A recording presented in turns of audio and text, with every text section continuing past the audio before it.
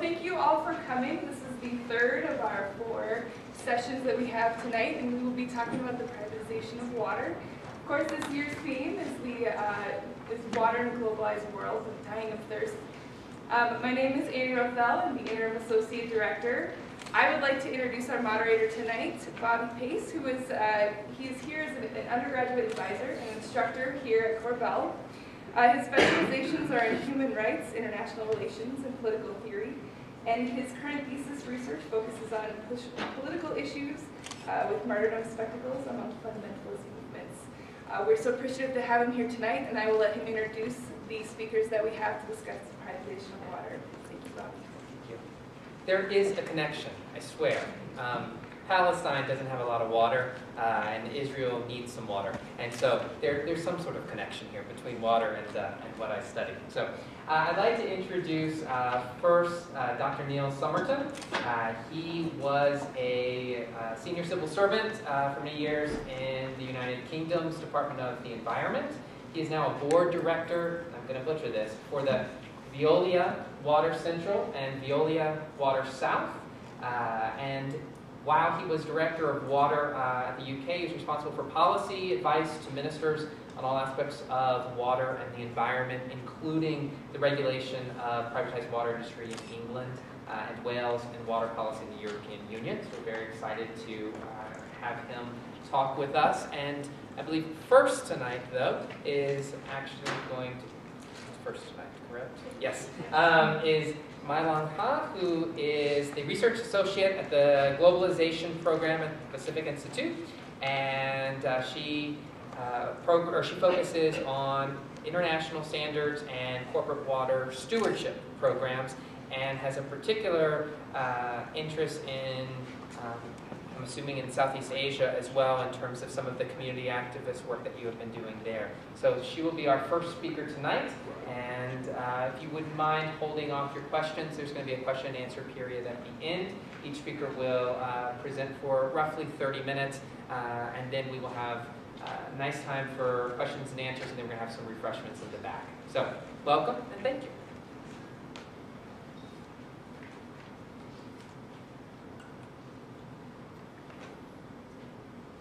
Thanks for the kind introduction and for this invitation to speak to you all today. I'm guessing that in your last 2 sessions that you've held already, there's been quite a lot of discussions about the fact that water is the major sustainability issue in the 21st century. We live in an increasingly water-scarce world. Water demand is increasing worldwide. There's increasing pollutions and increasing impacts upon water supply that's available to communities, to corporations, to society generally. And within this context, what I would like to speak about in today's session is the corporate responsibility aspect, the corporate water stewardship, as we like to call it, business and human rights. And this is through my role as a research associate with the Pacific Institute, as well as the Pacific Institute Special MOU with the UN Global Compact.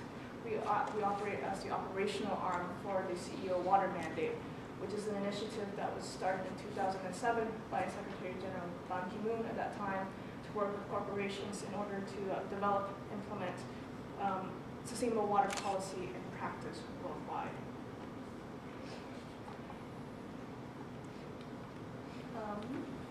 Just briefly with the outline of what I'm going to cover.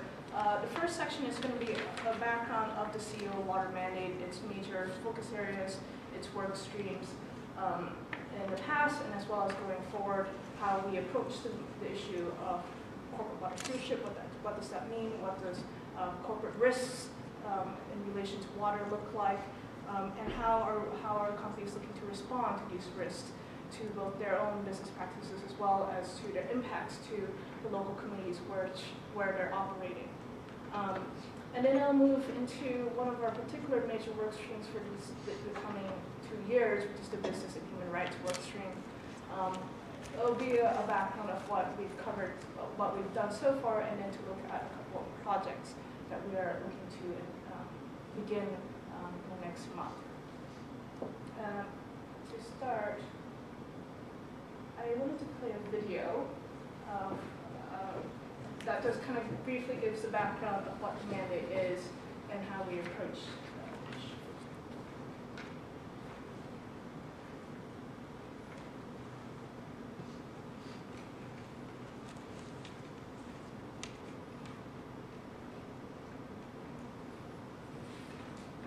Reactivity and enterprise, from agriculture and manufacturing to commerce and tourism, relies on a stable and sufficient water supply.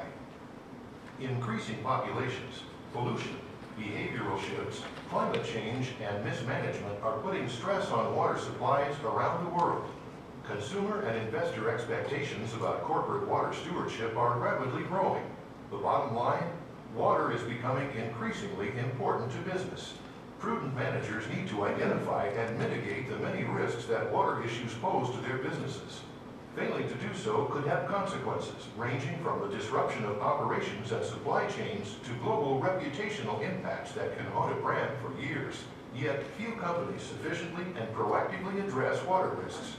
Leading companies are investing in water use efficiency, ensuring that their wastewater is properly treated, and encouraging suppliers to adopt responsible practices. But to fully address water risks, companies must also collaborate with others to advance the sustainable management of shared water resources. Local water challenges affect everyone in the entire watershed. This collective risk requires collective action and is the inspiration behind the UN's CEO Water Mandate initiative. The CEO Water Mandate is a unique public-private partnership initiated by the UN Global Compact and endorsed by global companies from many industry sectors. The mandate is intended to encourage collective action and foster responsibility with the development, implementation, and disclosure of corporate water stewardship practices. Browse through this clearinghouse for more information and tools. Learn why you need to address water risk, what your peers are doing, and how you can join us in making a difference. Okay, thanks. So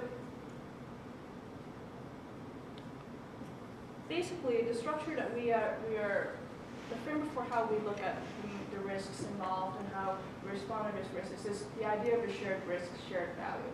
In terms of business risks from water-related impacts, we're looking at there are three main dimensions: the physical water failure, the reputational risk, as well as regulatory risk. In terms of physical risks, those are referred to lack of water, issues of water scarcity, pollution from effluent discharges from manufacturing and so forth, as well as from flooding that could hamper how businesses operate.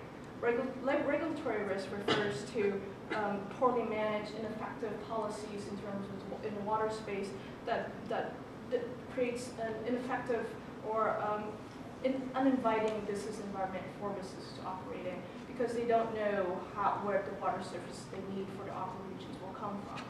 And then they also have a huge amount of reputational risk. Companies these days are very conscious of the impacts onto their brand and what their branding means. So the reputational risk refers to perceived and real impacts that companies have had in the watersheds where they're operating, in terms of both the impacts on the environment as well as in the communities and the societies where they're operating. A wonderful example of that is Greenpeace's campaign last year. I don't know if anyone's touched to it. It's called Detox. That focuses on the apparel sector in China in terms of in their dye factories. This is fairly far down the supply chains of a lot of the apparel industry. And it targets Nike, it targets Adidas, it targets H&M, it targets the large apparel sectors, brands, in terms of telling them or asking them to do something about managing these effluent discharges from their suppliers. And so the idea of the shared risk is that businesses are at risk, but that governments are also at risk from physical water failure because of its impact on society, the ecological systems, and the economics. And in this case, governments' responsibility to provide necessary water services and sanitation, both availability of water as well as sanitation services, are vital to government's responsibilities. And civil society itself also works in this area in terms of understanding that a lot of the human rights activists and a lot of environmental activists are looking at the impacts that are upon both the communities that that corporations work within, as well as the environment that is degraded by poor practices and poor policies of water management. So, this is a brief kind of overreaching definition of what we mean by water stewardship. It's a process of companies actively reducing their water-related risks and impacts and improving their internal performance to contribute to better sustainable management of watersheds where they're operating. What was particularly of interest is that this is not just within their direct operations. We're not just within what we call the company fence lines of how corporations deal with their impacts directly from their manufacturing, their fabrication, and so forth, but it goes further out, down to their supply chain, down to the agricultural inputs that are the major water users or the water within the watershed. And it also looks at how corporations are working with policymakers and civil society in order to build or work towards generally a better sustainable water system in river basins, in nations, in where they're operating today. And this is important because, unlike some of the other resources, companies are relying on water for their operations that cannot be brought in, let's say, as petroleum. They basically rely on the water that's available in where they're situated today. They can't just easily move to another place, moving in the entire operation. So the water resources they rely on local water resources. As was referred to in the short film, we worked on 6 elements. There are operations, supply chain, watershed management, public policy, community engagement, transparency, and collective action. Direct operations, as I mentioned earlier, deals within the company fence lines of trying to understand and monitor companies' direct impacts within the watersheds they're operating in, and then also to understand what the management strategies are to respond to those impacts that they have in those watersheds. It also refers to a company's responsibility, the idea of companies' necessity to implement or to promote a culture of sustainability within a corporation in terms of water itself, and also to within their broader public relations in order to promote the idea of sustainable water management.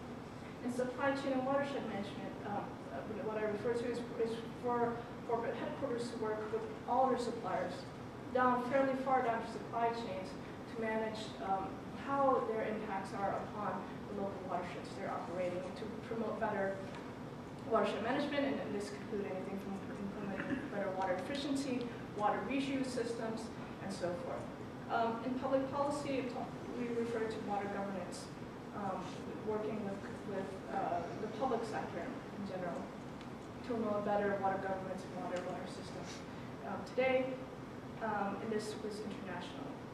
It goes from local to national and international levels.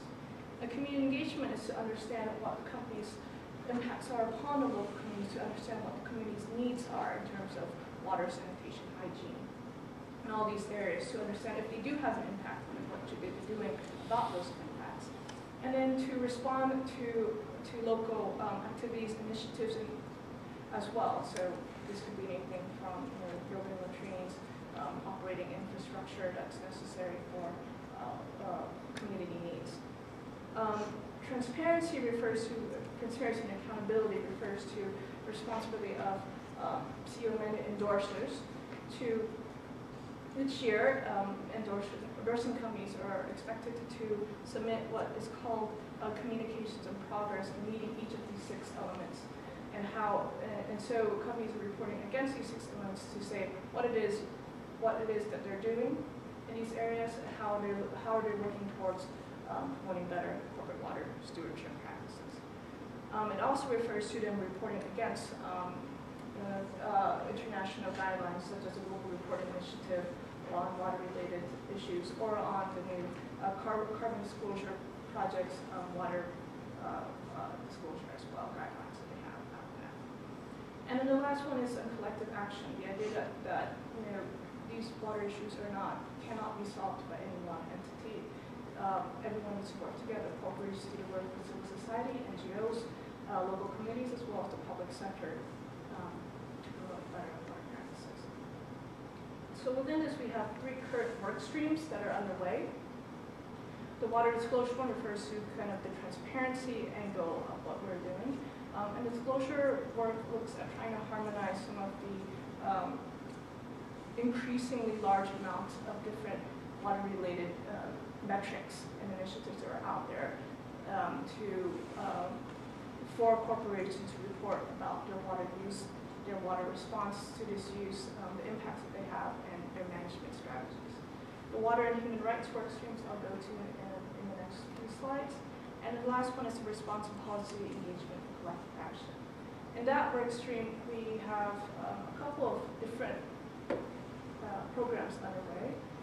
Last year, or late 2010, we finished a guide called the Guide to Responsible Business Engagement in Water Policy that builds a framework for how corporations need to, what they should be doing if they were to engage in water policy. How do they work with local stakeholders? How do they work with governments to avoid policy capture? What are the responsibilities of corporations as opposed to the responsibility of the state in these areas? So this is the broad guide of policy engagement. But we're also, this year, working on a guide called Guide to Responsible Community Engagement, the Guide to Responsible Community Engagement, Collective Action and Community Engagement. That increasingly over the past few years, it's become apparent that corporations we've been able to get corporations to understand the idea of shared risks and shared value, the need to work with others to respond to water-related challenges that they're facing. And so most of the companies these days, or what we're moving more towards, increasingly towards, is not just the guidance, but also towards collective action and how do you address these issues. So in our collective action, we're working on this guide to what responsible community engagement collective action looks like, as well as to build what we're calling a Water Action Hub, which is an online platform that allows companies, public sector, civil society to come together to understand what people are doing in particular watersheds, regions of interest to particular companies as well as particular stakeholders, and tend to come together and be able to work together on different issues. So moving on to the history of our human rights work. Fairly early on in the process, it was apparent that the recognition of the human right to water would be important in order for companies to meet their 6 elements. There are 6 elements that are under the CEO water mandate. So we formed the Human Rights Working Group in that case. And in the first 2 years or so, it was companies had really no understanding of what this meant. They didn't really understand what the responsibility of companies were generally in terms of human rights. So the first couple of years was to understand the Ruggie framework of protect, respect, and remedy, and corporate responsible respect within this framework. And then from that first meeting was fairly contentious. It was generally things are with corporations and human rights issues. It's not something we like to talk about. And so we conducted a survey of companies to understand where they are, what their understanding is of these issues, what their practices are for some of the leading companies who actually did understand the issues, what they were doing at that time, and where there was clear not enough understanding of it, and what we could do to help. This became the release of the white paper. And in that, it included the international context, both the Ruggie framework, at this point, the human right to water and sanitation have been accepted by the UN General Assembly, as well as the Human Rights Council in late 2010. And it included the work of Katrina Albuquerque, the Special Rapporteur for human rights to water and sanitation. It also actually highlighted a number of areas where companies had a lot of questions, a lot of just not clarity in what they should be doing. And from that, it was decided that we would produce a guide to try to operationalize the Ruggie mandate, Ruggie framework, as well as what is now called the UN Guiding Principles. a draft of that outlook of that guide we introduced at the World Water Week in Stockholm last August, and we're now currently in the process of moving this along. Just a little bit going back to, because the guide will be focused on, it will build off the UN Guiding Principles. The UN Guiding Principles are, this is just a little bit of a background. The framework itself was developed by Professor John Redlow in 2008, the Protect, Respect, Community Framework. And the Guiding Principles in 2011 were adopted. That looks to take that framework and actually make it much more operational. The framework was very high level, and these principles we're trying to bring that down to the ground to make it more easily understandable for companies. So these are the 3 pillars: the state sued protect human rights, including human rights abuse, including by those by businesses; the corporate responsibility to respect human rights, which means both to avoid infringing upon those rights as well as to address the negative impacts that companies have if there were negative impacts, and the access to remedy in cases of human rights abuse. This is just a little bit more background into that. It sets boundaries between state duties and corporate responsibilities. It sets respect as the baseline as opposed to promote. That businesses cannot merely jump over their responsibility to first respect the human rights and then move directly to promoting them. That doesn't jive. That it doesn't operate in the law-free zone, but compliance to law is not sufficient, meaning that it doesn't operate outside of what local laws are within the communities where they're operating. But often those local laws may not be enough to meet the responsibility to respect, and therefore they should take policies, internal policies, to go beyond those local laws. And what they really are process standards. The guiding principles are a way of looking at how to understand their impact, understand how to mitigate against those impacts, and then to report out to others, communicate how what you're doing in order to respond to the negative impacts that you have. These are the 3 areas that are included in that. There's a policy statement, the due diligence process, which is at the core of the guiding principles, and the remediation process. Just once again, this is because this is a focus on human rights. It's not just a risk to companies, it's a risk to society and a risk to people. And it really involves very meaningful stakeholder consultation with local communities, stakeholder consultations with suppliers within the supply chains in order to really address those possible negative impacts on human rights that companies have in terms of the water area. And it requires companies to have grievance mechanisms that's very open, dialogue-based, and engagement-based. It's not just, this is what we're doing, it's actually listening to what's going on and responding to those. And we see today that there's a lot of international convergence, international acknowledgement of these guiding principles. They're reflected in a number of the OCC guidelines for multinational enterprises, the ISO 26000 standard on social responsibility, and the new International Finance Corporation's performance standards. A couple of regional bodies, intergovernmental bodies, the European Commission and ASEAN, have also looked at the guiding principles for and the ASEAN one is through the ASEAN's Intergovernmental Commission on Human Rights. It's your first work stream you're being focusing on. So what are we talking about in the guide to aligning business practice with the human right to water and sanitation? What we will be looking to do is to lay out the background, the context of the human right to water and sanitation as it relates to business.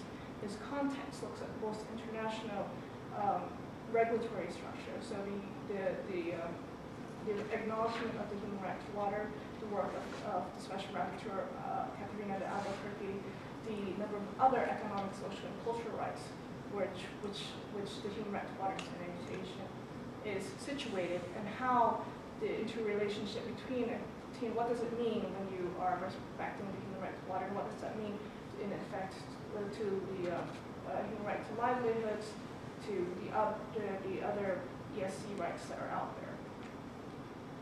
But the crux of the guide will be looking to operationalize the guiding principles into something that corporations can take up and say, okay, we understand what this means when we talk about due diligence. These are the processes that we need to take in order to meet our responsibility to protect, and to really drill down into the how-to, the question of how to do so. And to do so, we're looking at, we're bringing in case examples of good corporate practices where some corporations have instituted elements of the due diligence process, and to showcase those, and to also bring into this other insights that we have from our project team that have worked in other areas such as mining and so forth, and their impacts on water and human rights. This is a project that's called collaboration between the CEO Water Mandate, SHIFT, which is a new NGO that is based in New York, whose team comes from John Ruddy's team, who basically wrote the guiding principles themselves and has worked in this area for quite a long time, as well as Oxfam America, who will be working on developing our stakeholder expectation piece. So this is just a brief guide. This kind of encapsulates what I just said. There's the first section that looks at contextualizing human rights, water, and sanitation. The second one is operationalizing the dimensions of this. And then the third is to move. There's a lot of companies are looking towards moving beyond respect towards fulfilling, and they would like some preliminary guidance on fulfill. But this is, I have to emphasize that this is a guide on respecting the human rights, water, and sanitation first. Before you can move to fulfill, you have to get that component correct. I should also note that this guide will focus only on large water users as opposed to water service providers, because the issues that between water service providers and water users are a bit different, or actually quite different in terms of applying the framework to the two sectors. Between now, our next major working conference will be held in Rio de Janeiro in time of the Rio+20 Sustainable Development Conference held by the UN this coming June. And what we're hoping to have ready by that conference is preliminary thinking, a short piece on stakeholder expectations of business in the human rights, water, and sanitation, what it is that society expects of business in order to meet this human right. And what it will include is international context, understanding how people are understanding what negative impacts are in the human rights, water, sanitation, a national study of policies, regulations that are being passed now by states in order to meet their responsibility to protect the human rights, water, and sanitation, and what the implications of that have on businesses. And then the crux of this is really a civil society and local grassroots understanding of what they expect from companies in this case. So that's just an overview of what we're doing now, and happy to take questions later. Wonderful. Thank you very much.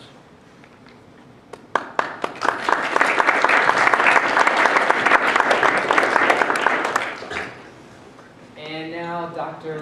Summerton.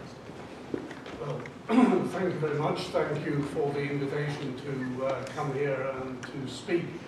I'm going to focus particularly on the position in England and Wales, particularly in relation to what is generally described as the privatisation of the water industry in England and Wales.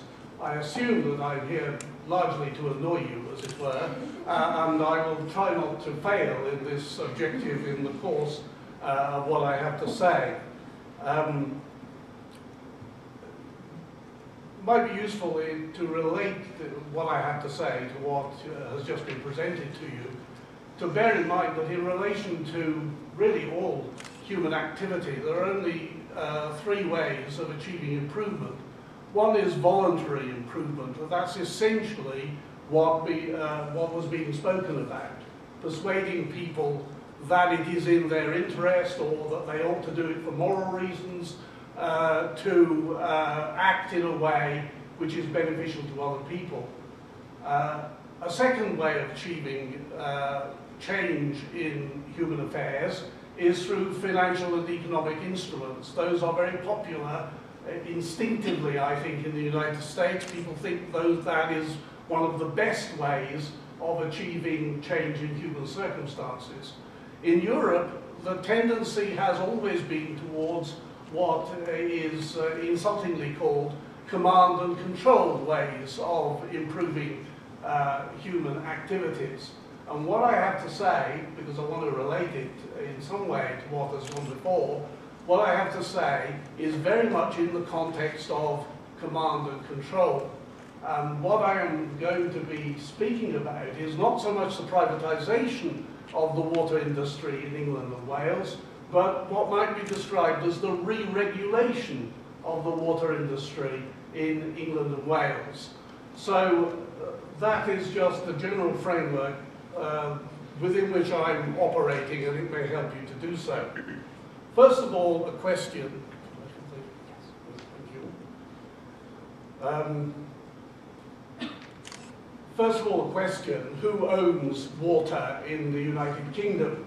And the brief answer to that is, while it is in the environment, actually nobody owns water. That is even true of the water that is in the aquifer under your land. You may, of course, be in a very strong position in respect of it, because getting at it may be difficult. But water as such in the environment is not actually owned by anybody in the United Kingdom. This is very different from the situation in the west of the United States, and that's why I presented to you this fundamental point first of all. What you can have is rights in respect of that water: right to navigate on it, right to fish it, right to abstract it, right to discharge into it. And all those, of course, may be marketable rights. In other words, you can transfer them to other people, though I will say something in a moment to condition that. Of course, also long in English history is the idea that there are legal duties in respect of for upstream riparian owners in respect of downstream riparian owners. Now, we did an interesting trick silently. Nobody noticed it, particularly in the early 1960s in the United Kingdom, or at least in England and Wales. And that is, we passed legislation under a Conservative government, I may say, which effectively nationalised abstraction and discharge rights to water. And if you want to abstract water more than 20 metres cubed a day, then you need a permit from what is now the Environment Agency, a government body, in order to abstract that water. If you want to discharge water into a water course or into an aquifer, then you equally need public authorization in order to be able to do that. There is a charge for it, but it is not an economic charge for it. It is merely an administrative charge covering the regulatory costs of doing those things.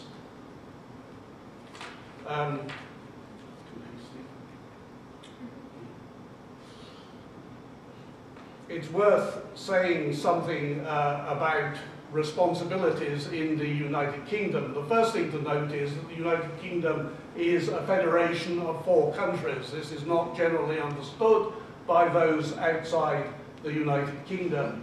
In Scotland, with a population of 5.2 million people, water and sanitation is the responsibility now of a single nationalised industry owned in effect by the Scottish government. Until about 2000, there were 3 nationalised industries, and before that, not long before that, water and supply and sanitation was in the hands of local government in Scotland. In Northern Ireland, there is a single publicly owned Companies Act company. That Companies Act is the form of private companies, but it is actually owned by the state in Northern Ireland.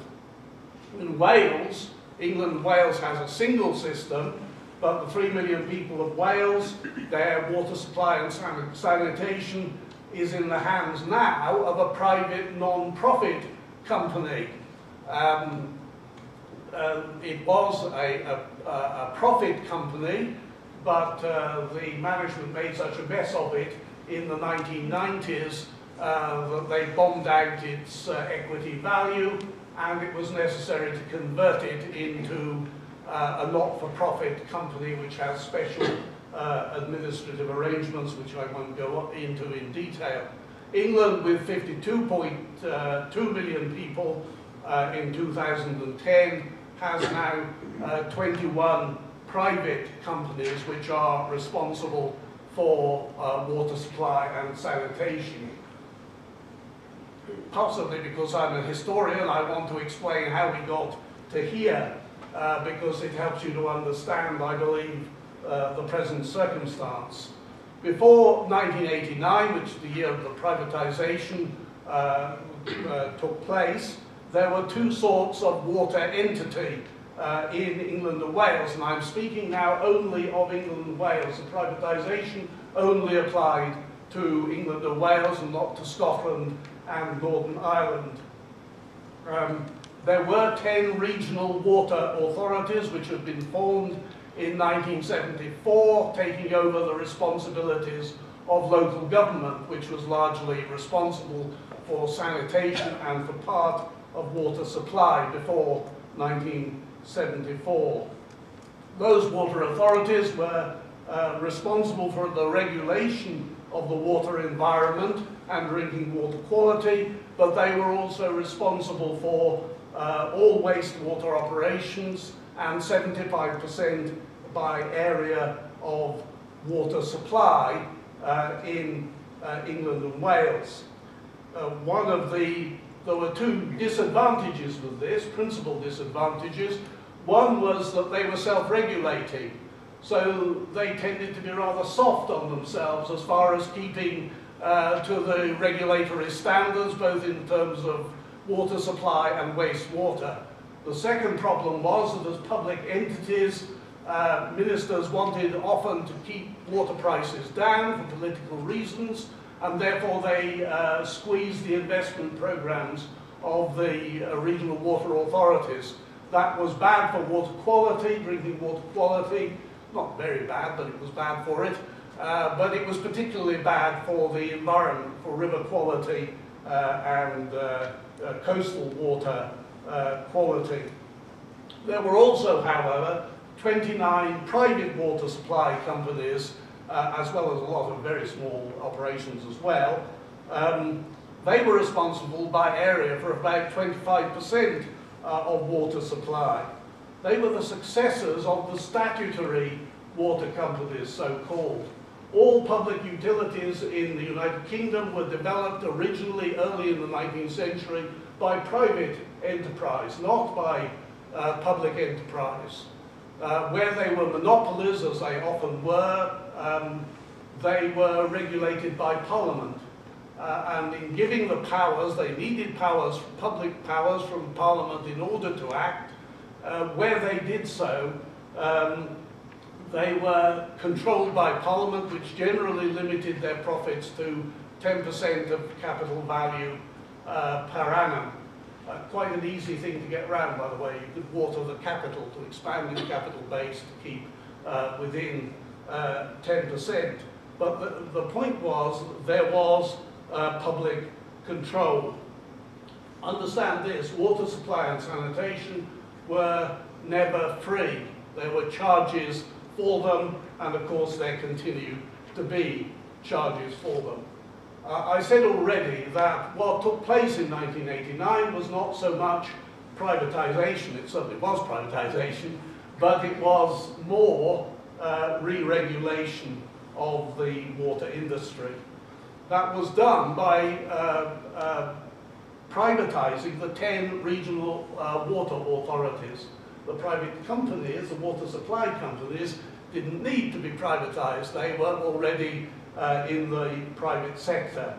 And what the government did was simply to convert those nationalized industries, as they were, into Companies Act companies, and then floated shares in them on the market. It was, however, an unusual form of privatization. If you look at it in worldwide terms, you might describe it as the British way in water, so to speak, because it involved selling the physical assets, not simply contracting out or giving operating concessions with the assets remaining in the public sector. The assets themselves were sold to private sector entities, or rather the companies which owned them were privatized by selling shares in those companies.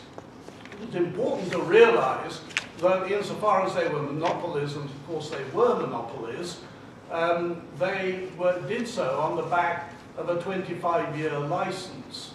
At the time, it wasn't even a rolling license to supply water and provide sanitation in their areas. It is now a rolling license, and that is all the private companies have, is a 25-year rolling license to carry out those activities. And if they fail to carry out those activities, the state, in effect, can transfer the assets to another operator, be it public or private. And that's what happened in the Welsh case when it was transferred from a profit company to a non-profit company in about the year 2000. It may be helpful to have a little digression on forms of privatization, because privatization worldwide is an Alice in Wonderland word. Words mean what I mean them to mean. And it is also very, on the part of liberals and socialists, it's used as a political swear word to indicate that you must not, a thing that must not be done. But political swear words are always substitutes for thinking.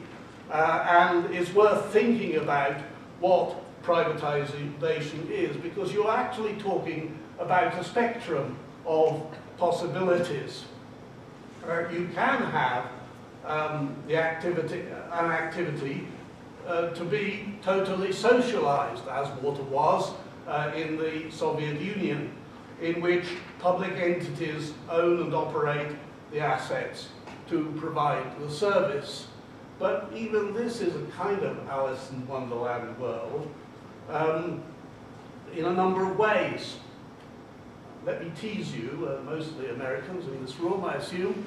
Let me tease you by pointing out that water supply and sanitation in the United States is one of the few communist activities that exist. That is to say that they are publicly owned activities and operations. And even if you have a fully public activity, actually many of the fully public activity needs to use private sector contractors, or often does use private sector contractors to do all sorts of things.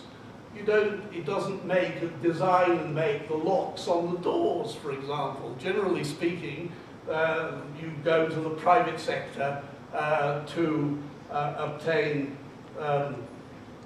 those things. Almost normally, construction, for example, is done by private sector constructors for publicly owned operations.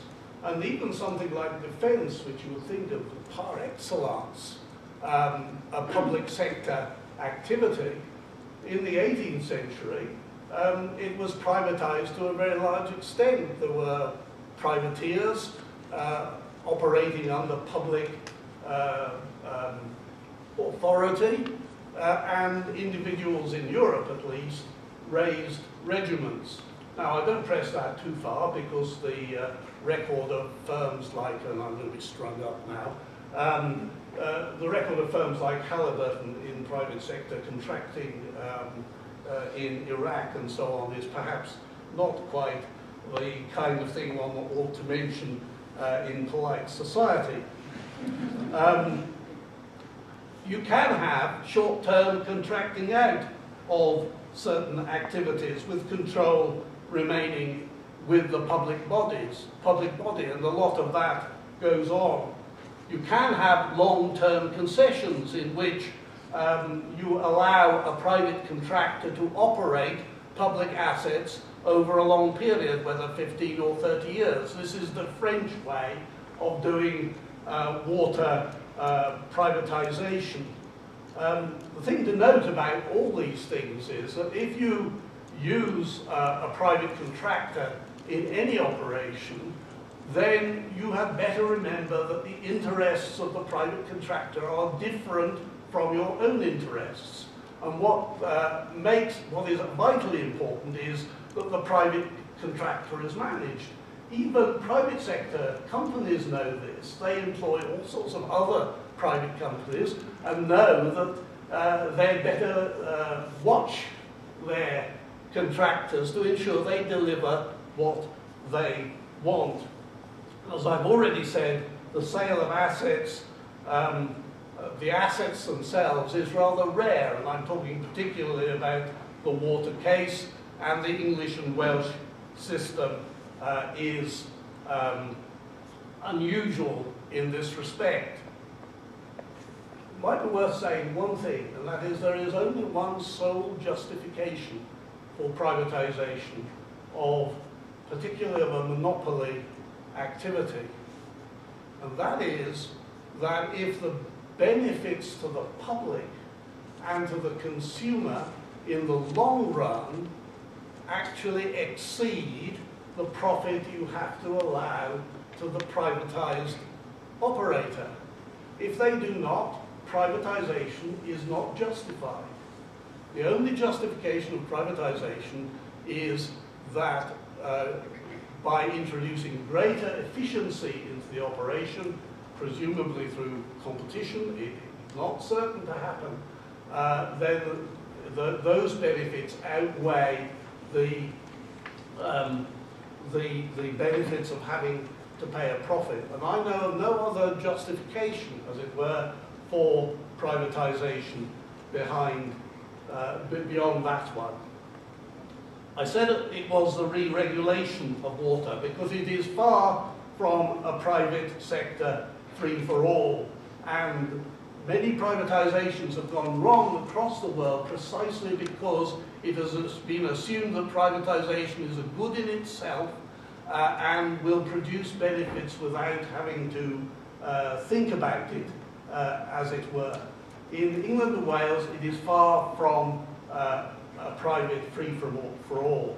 In fact, because there is a very heavy natural monopoly in water and sewerage networks in the pipes that are needed for the operation, therefore regulation is essential. Wherever you have monopoly, you need regulation.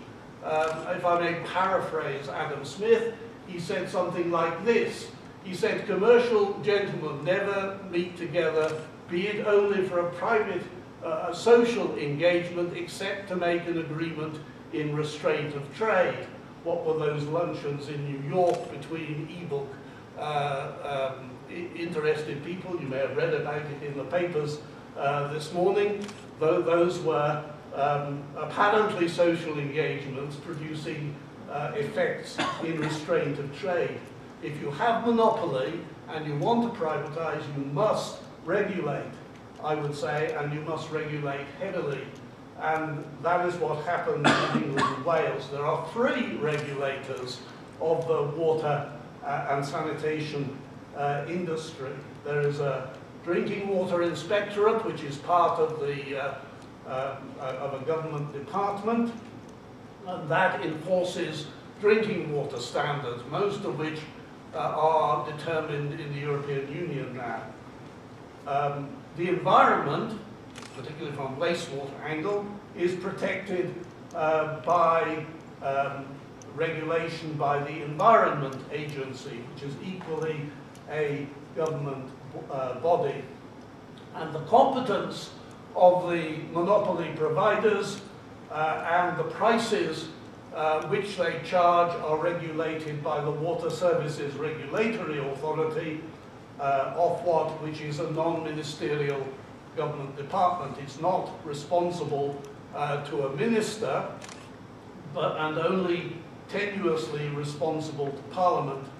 Something oddly undemocratic has happened in the process of privatization in the United Kingdom, and that is we can't trust publicly elected officials to make sound decisions. So we invent independent regulators who are not elected officials, but appointed officials, and who are not really responsible to any publicly elected body at all. I say they are responsible effectively directly to the people through the press, and you'd better not lose the confidence of the press, or otherwise you may live to regret it very rapidly.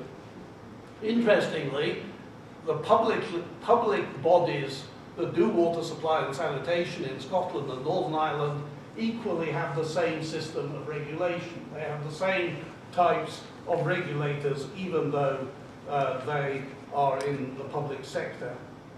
The regulation is incentive regulation. That is to say, it is not post hoc regulation, but it is regulation in advance. That is to say, the prices are fixed for the following 5 years as a limit to what companies may charge.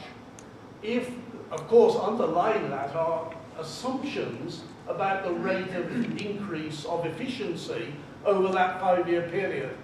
If the company can beat it, it keeps the money for the 5-year period. Therefore, that's what I mean by saying it's an incentive system of regulation, not simply a rate of return regulation. What have been the benefits in England and Wales? Well, certainly the depoliticisation of decisions on water prices. Under public control, prices were held down for short-term political reasons, and that suppressed investment, and that was a brake on water quality improvement in particular. Water capital expenditure is no longer part of public expenditure. Across the world, we have this fiction that somehow there is a real intellectual distinction between expenditure in the public sector and expenditure in the private sector, and in some sense, economists seem to tell us that expenditure in the private sector is more virtuous than expenditure in the public sector. It is true that the public sector is often less efficient than the private sector, but the private sector is only more efficient insofar as there is real competition. And if you can't create real competition because there is a monopoly, then highly questionable whether the distinction means very much. But the markets think that it means something, and therefore cutting public expenditure is an important objective. The economic regulator, Ofwat, has a legal obligation to provide adequate revenue, particularly to enable capital to be raised on the private market. It certainly resulted in a lot of investment in the period 1989 to 2015. It will be approaching 100 billions of investment in improvement, and that's a doubling or tripling of the rate of investment when the bodies were in the private sector. And there has been significant improvements, particularly in river quality, as a result over the period. If you want to improve river quality, it means controlling discharge, and that requires pound notes or dollar bills on a very large scale in order to protect river quality. Ofwat say that bills in real terms are per household £100 lower now than they would have been under the old system. Who knows? One of the great merits is that now politicians have somebody to blame whenever anything goes wrong, including it's not raining. They can always blame the privatized private water companies for what is going wrong. A very useful thing for politicians. I'm a former civil servant.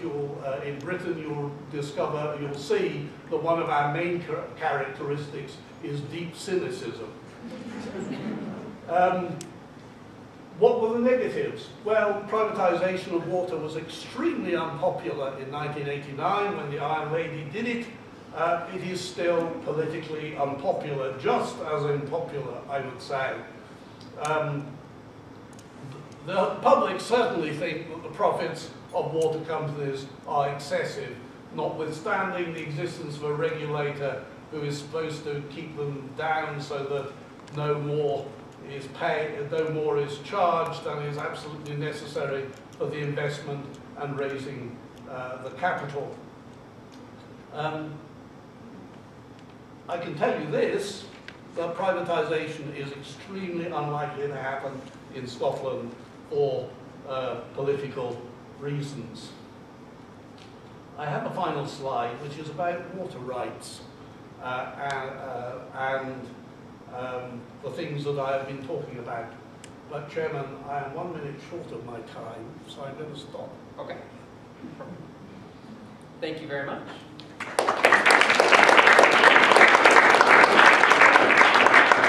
And now we'd like to open it to the floor for questions. One, it's so odd to see somebody stop at their time. That's really impressive. Actually, we had two It's great. that stopped It's on great time. It discipline. was fantastic.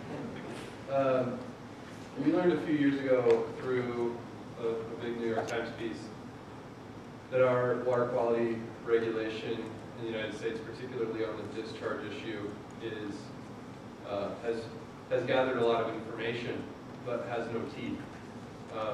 Meaning, they've cited a lot of violations for discharge abuse, like in the tens of thousands, but haven't collected any fines. Has privatization or re-regulation of that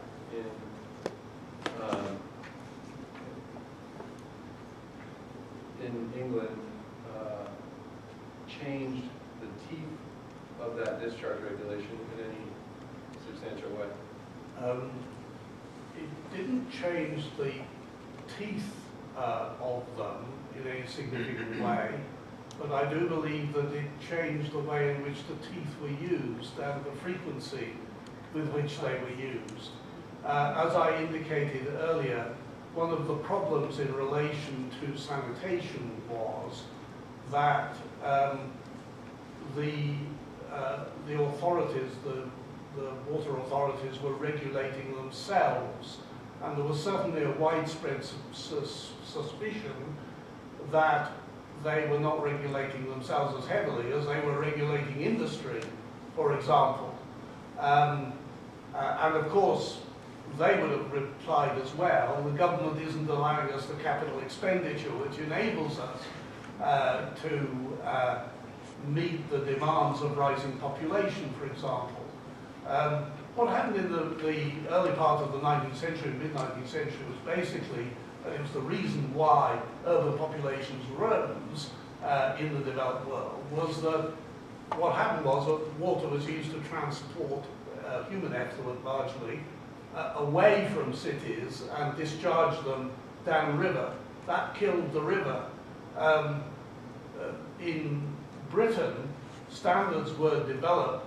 It's interesting, I was just thinking just now, it's exactly 100 years, I don't know whether anybody's celebrating it, but there was a Royal Commission which reported in 1912 which produced the 3 standards for effluent, the most important of which were a limit for ammonia and a limit in terms of biological oxygen demand.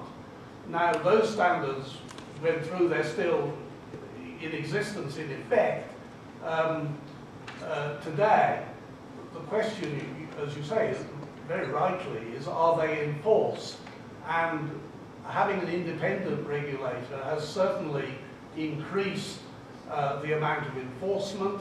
It is true that the fines are not very large in relation to the turnover of these businesses, but of course there is reputational damage.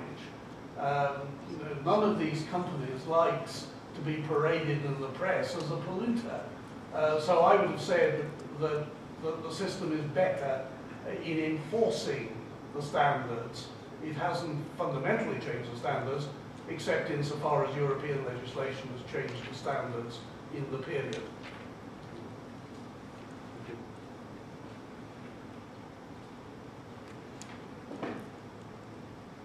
Oh, we have.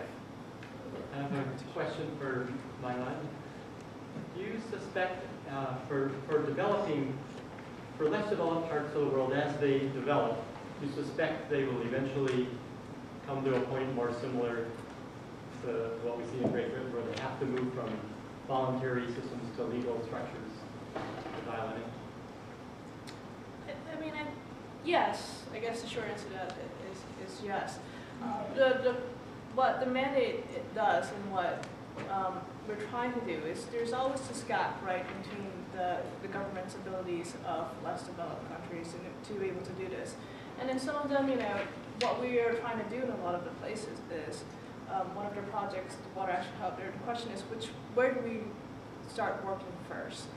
The ones with lower governance abilities, public sector abilities, or ones where the government structures are very strong and in place already to deal with these issues.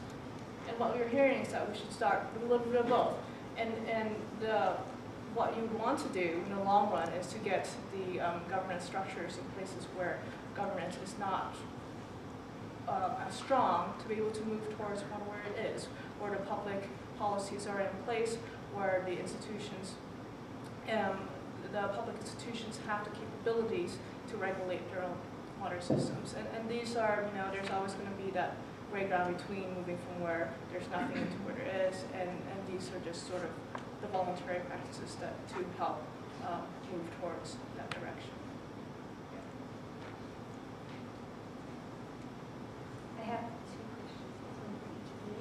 From Dr. Sullivan, you said that there's short-term and long-term contracts that can be used with some of these companies. You said that there was a 5-year period where the incentive program was used. Do you think that shorter-term contracts would be actually more efficient? I think that just what kind of came to my mind, because if 5 years may be too long, or do you think that would be? I would doubt it, because I think you're not allowing for the fact that it takes time to achieve efficiencies. In fact, of course, all human activity is considering all the time achieving greater efficiencies. But I think if you just had a 1-year contract, then effectively the companies would be being run by the regulator. I mean, I think that is a real danger as things stand at the moment. I think that it is always a problem that where you have a regulated monopoly, in effect the monopolists look to the regulator for signals about what ought to happen, and the regulator begins to run the industry. Of course, there can be the opposite, which is regulatory capture, where the regulator is captured by those whom it is regulating. It is interesting that in the case of water, the regulatory period was going to be 10 years, and it was supposed to be light touch regulation. That has not happened in the case of water. Very quickly the regulatory period became 5 years, and the regulation became you wouldn't have called it light touch at all. The regulator is trying to get away from that now. It'll be very interesting to see whether they overcome their own regulatory culture, which has been developed over 20 years. It'll be interesting to see whether they achieve that.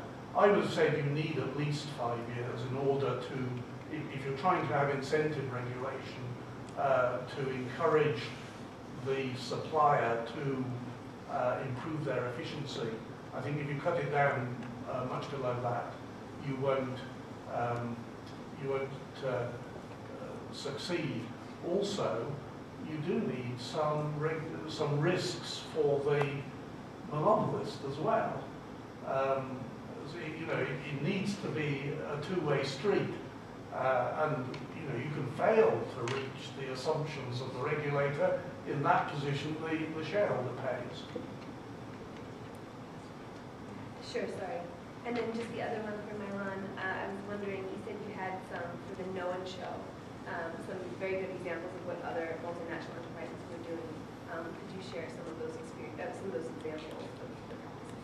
So there's classic one that Pepsi actually has a very forward-looking policy on human rights to water. They actually have a policy as opposed to most. If you go on their website, you find that they acknowledge the human rights to water and sanitation, and they actually spell out what they're going to do when they say they recognize this right to water and sanitation. And Coca-Cola also actually has a fairly forward-thinking view on water stewardship. And so you'll see, you know, they have set markers and boundaries of water efficiency levels, how they interact with local communities, how they measure their impacts. They actually have thought through this process, and they have developed responses to actually what they've been doing in response. I mean, because both Coke and Pepsi have had a lot of reputational damage in the past from their poor practices, so they've actually had to take and put a lot of investment into understanding what these are and to respond. And because water is such a large footprint in the beverage sector, obviously, it's something they can't ignore. So, yeah.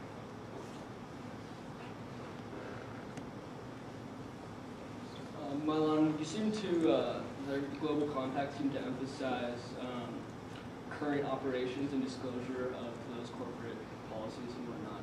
But in terms of preventative measures with a focus, because these developing countries have such a focus on economic growth, what role do like environmental impact assessments play in those preventative measures, and how do we ensure that they're accurate? So in terms of corporations in developing countries, and so the idea that we have is actually one of the things we're working on is this harmonization of water metrics reporting, which is basically to look at how do companies measure what their risks are from the local water resources, what their impacts are upon the local water resources, and then also to moving off from that, how are they looking to manage it, right? So what are their responses to what their perceived risks and what their impacts are.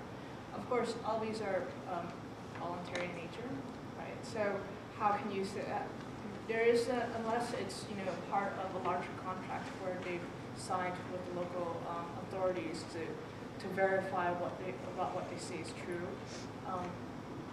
The CDP, the Carbon Disclosure Project, the GRI, they're all voluntary. It's on a public domain, of course, so everything that we're reporting is in the public domain in these cases, and therefore it's verifiable by others who are looking into seeing what they're saying, and they can say, oh, this is all wrong, you basically lied, and most of the times they're not going to lie in utilizing such a large reporting mechanism to completely fabricate their numbers, if you will, but it is voluntary.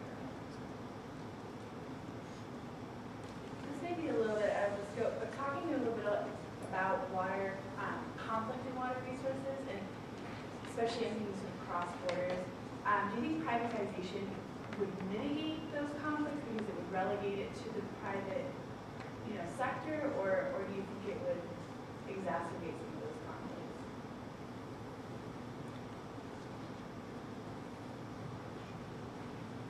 Well, I would say it depends on how you privatise.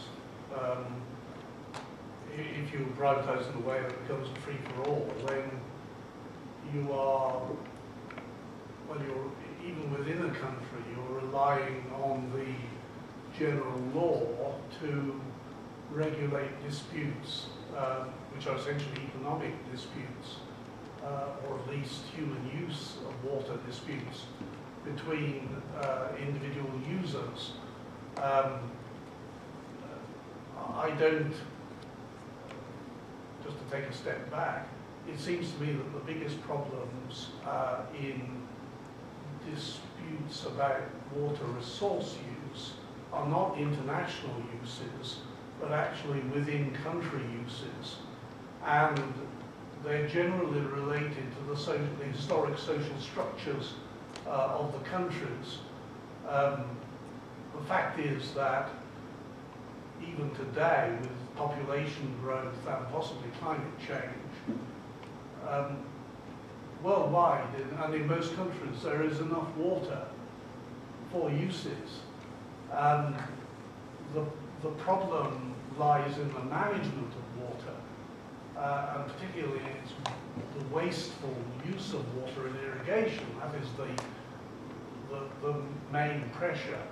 But often those uses in irrigation go back to issues of social control in the countries concerned, where particular groups have long historic social control of the use of water and use it as a lever against, effectively keep people in their place.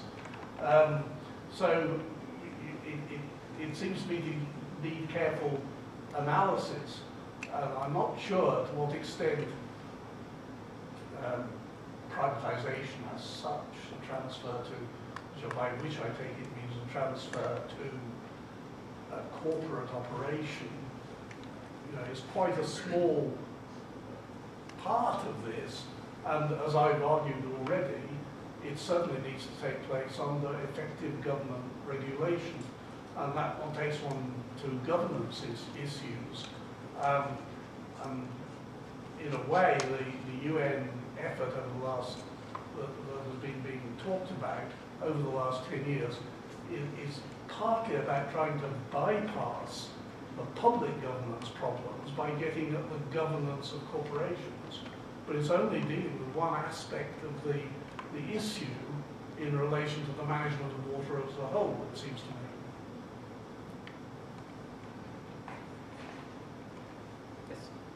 Question for Neil about the systems in Scotland and Northern Ireland.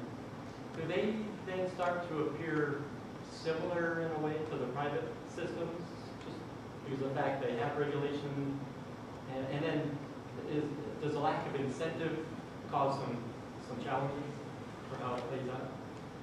Well, what the regulator has done, the different regulators in Scotland and Northern Ireland, it essentially has been to set performance targets to the public body.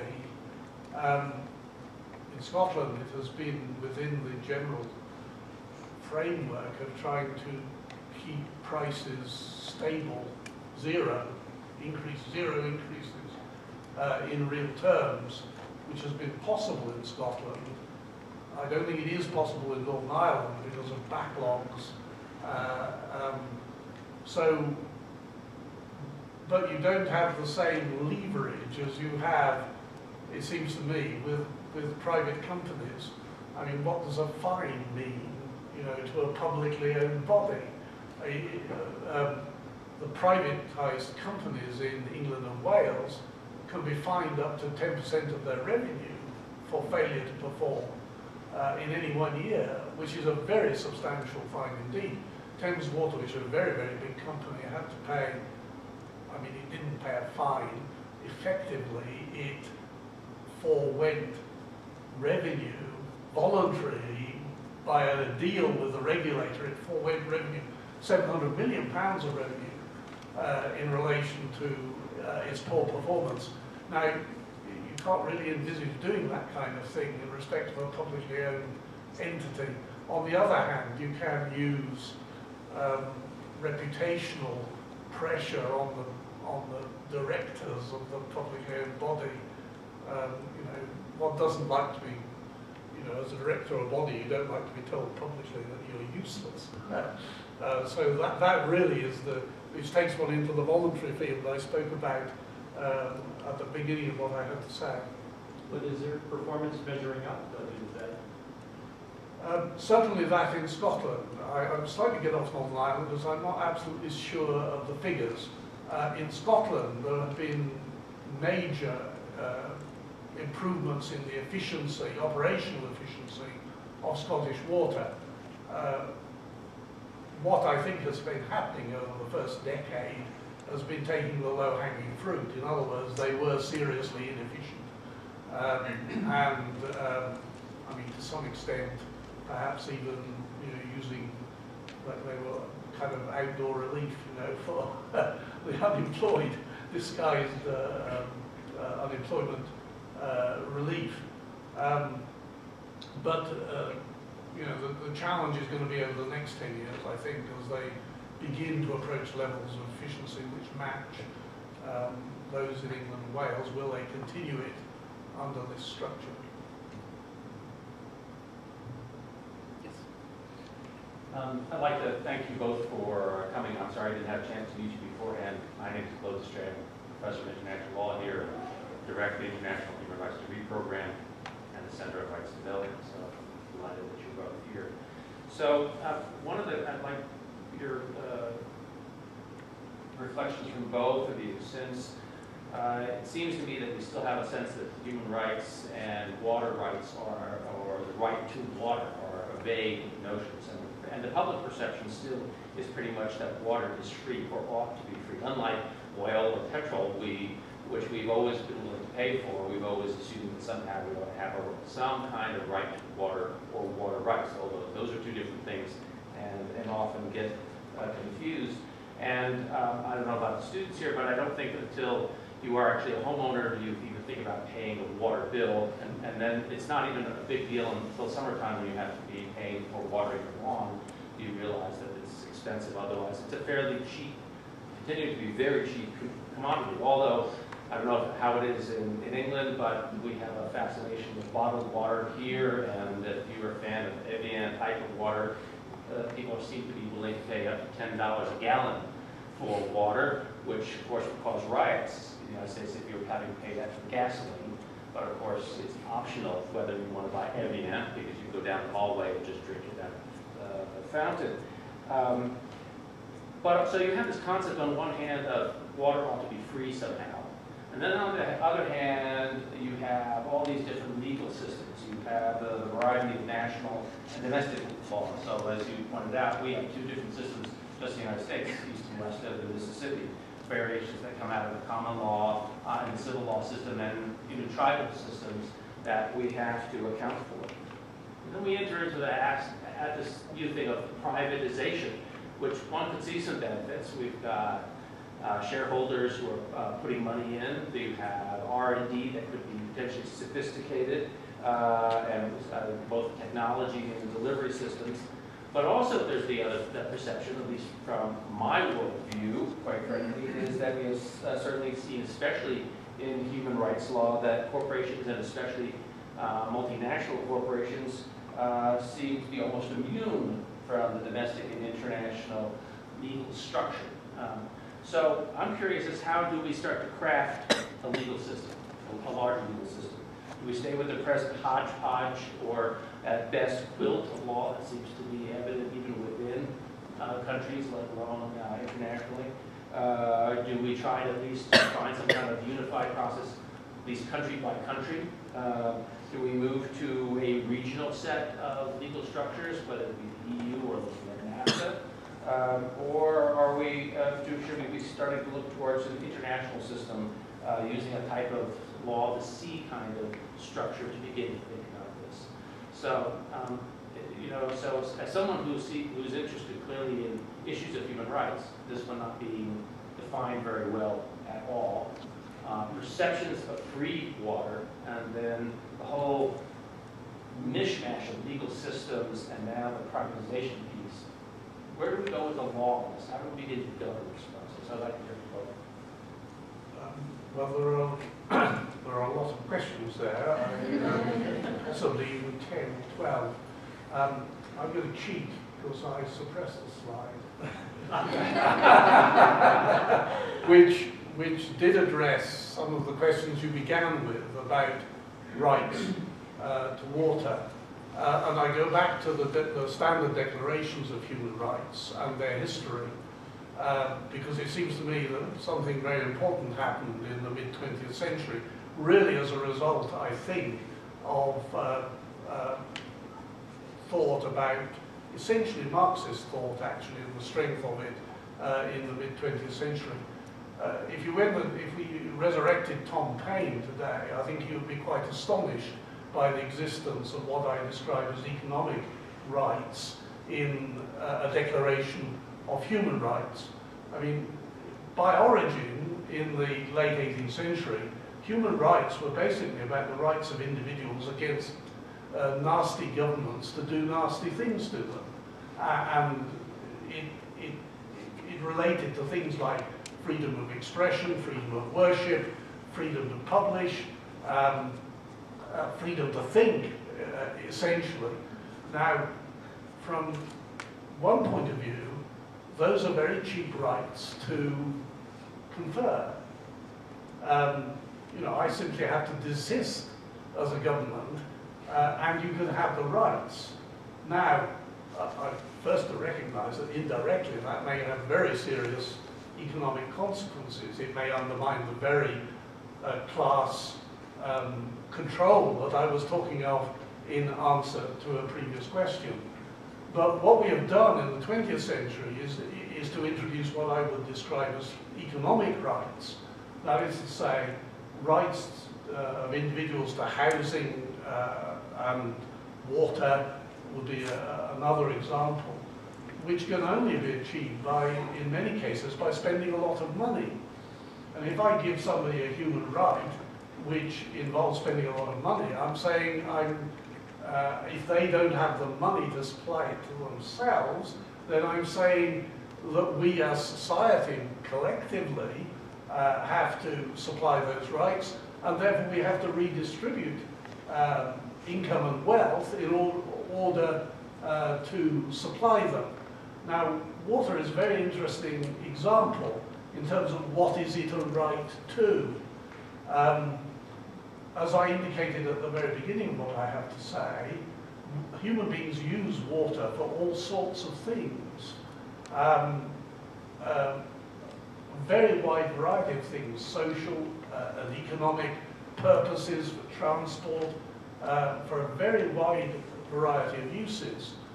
Now, I take it is, when we speak about giving a human right, we're talking about a right to the water we need for survival and hygiene purposes. Very interesting to say this in a place like, and you touched on it, which is my right to water, does it embrace the water I need to have a green lawn in a semi-desert, which is what Denver is? To which I would say, I don't think it rationally does include that right. Now, Marxists will say, oh, you're commodifying water. I have no problem about commodifying water to have green lawns in semi-deserts. None whatsoever. That is my political position. But, here I come back to England and Wales, it's very interesting that in the 19th century, by pure accident, we had a lot of redistribution of, in relation to water. Because by accident, because it was the only way available, we charged for water and subsequently sanitation in relation to property values, the rating system. And your bill was proportionate, therefore, to the economic value of the property you own. Actually, that is a highly progressive way of charging for these services. In general, you occupy property in relation to your income and wealth in terms of its value. And therefore, the rich pay a lot for their water and sanitation. The poor pay very little in the 19th century. It was a form of socialism. In the 20th century, and especially in the last few years, we have moved rapidly towards metering for water, and that tends to be true in very, very many countries. And if you ask the public, certainly in my own country, they say it is fair to charge for water in relation to volume. But actually, if you charge in relation to volume, it is regressive in distributional terms. The poor pay the same amount per cubic meter as the rich. I've said enough, probably. We've hit upon all major issues, and I don't think there is one answer as to how do you solve this issue of water that is fairly cheap. Yeah, and that's a major, as compared to other resources, it is extremely cheap, and it's not as valued as it probably should be. In terms of, I think the last point that Mia just touched upon, the difference between what the poor pay and what the rich pay, it's highly, especially in developing countries, in certain parts of India and parts of Indonesia, where you see in the same neighborhood, the poor are generally paying more than what they should be for the water they need just for basic survival. I think generally though, I mean, can you build an international legal structure system to deal with the issues of the right to water? It seems like, as in most of all the other other ILAW, in terms of all the other human rights cases, is probably not the most effective way of actually holding anyone accountable and actually being able to implement it and actually, doing something about implementing international human rights is very difficult, and it's not, and even in political rights, and they're not even talking about economic and social cultural rights, even once people fairly accept political rights. What cases have we seen that have been, really successful in this area? And then, as I briefly touched upon, the interrelationships between the right to water and the fact that it's used in so many different ways, and its interconnection with the other economic and social cultural rights, it's not very well understood, really, at all. Because if you take from the very basic, the need to have I don't remember, it's 20 liters per day or something like that as the what is written into what does that mean for basic survival, and you only looked at it from that angle of providing that amount of water for basic hygiene and sanitation, basic hygiene and water service. It's not really all-encompassing of what water is used for by people for their own livelihoods, for cultural aspects. It leaves all of that out. So how do we talk about it in a way that actually deals with the myriad of issues connected with it is really difficult, and I think it will likely be a hodgepodge, I think, in the long run, between international laws to regional, the fact that regions are actually looking into it and trying to decide, what kind of structures they will apply to meet these, to recognize this, and national, and then, as most things, it's a mix of command control, voluntary standards, adoption by people. That basically the question is, how do you make things better, and it'll be a mix of a number of things to try to make things better, and it's not, there's not one answer to everything that's out there. Well, thank you all for coming tonight. We invite you to come back same time, same place next week, 6 o'clock, to talk about rivers of conflict. Thank you again to Mylan Ha, to Neil Somerton, and Bobby Pace for moderating.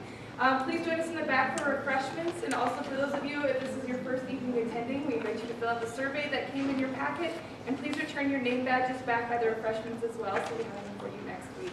Thank you again.